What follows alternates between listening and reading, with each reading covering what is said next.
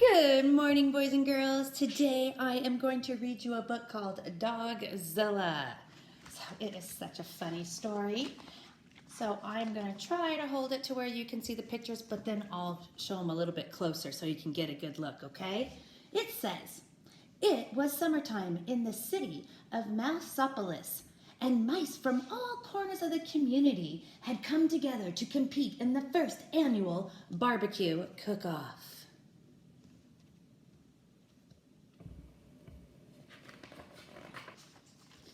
As the cook-off got underway, smoke from the hot grills lifted the irresistible scent of barbecue sauce over the rooftops of the city.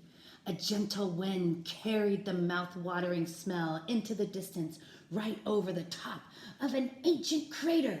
Before long, a strange and mysterious sound was heard. Sniff, sniff.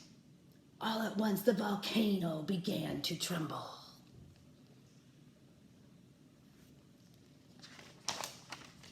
And suddenly, up from the very depths of the earth came the most terrifying creature ever known to mouse kind, the dreadful Dogzilla.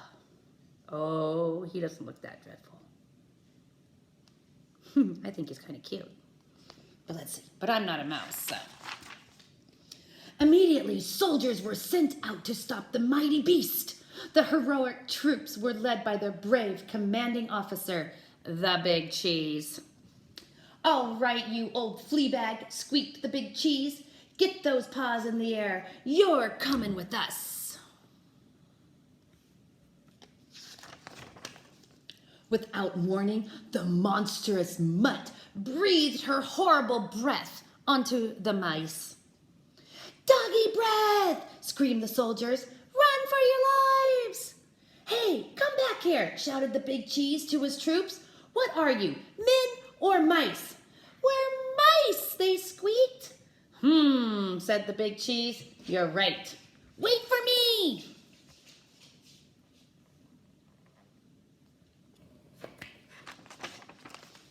The colossal canine followed the soldiers back to Mouseopolis, licking up all the food in her path. Afterwards, Dogzilla wandered through the city streets, doing those things that come naturally to dogs.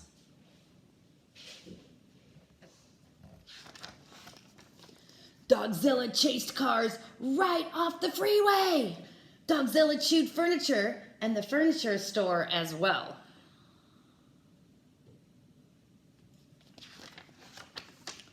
And Dogzilla dug up bones at the Museum of Natural History.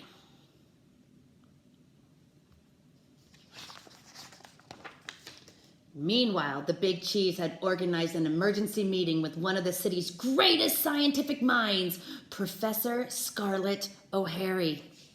Gentle mice, said Professor O'Hare, this monster comes from prehistoric times. It is perhaps millions of years old. Maybe we could teach it to do something positive for the community, suggested the Big Cheese. I'm afraid not, said Professor O'Hare. You simply can't teach an old dog new tricks.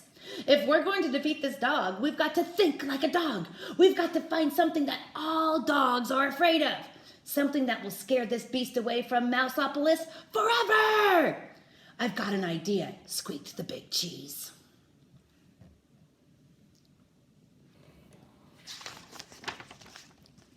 Within minutes, the mice had assembled at the center of town. All right, Dogzilla, shouted the Big Cheese. No more Mr. Mice Guy. It's bath time! Suddenly, a blast of warm, sudsy water hit Dogzilla with tremendous force. The panicking pooch let out a burst of hot, fairy breath, and the chase was on.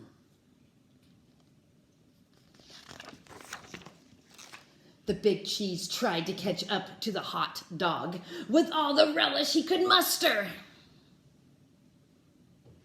That's funny. Dogzilla hightailed it out of town and back into the mouth of the ancient volcano.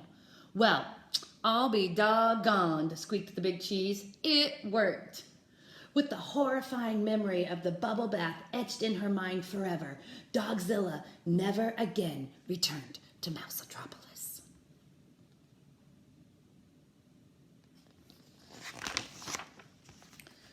Within a year, Mousetropolis had rebuilt itself, just in time for the second annual barbecue cook-off. The mice of Mousetropolis fired up their grills, confident they would never see or hear from Dogzilla again. However, there was one thing they hadn't counted on.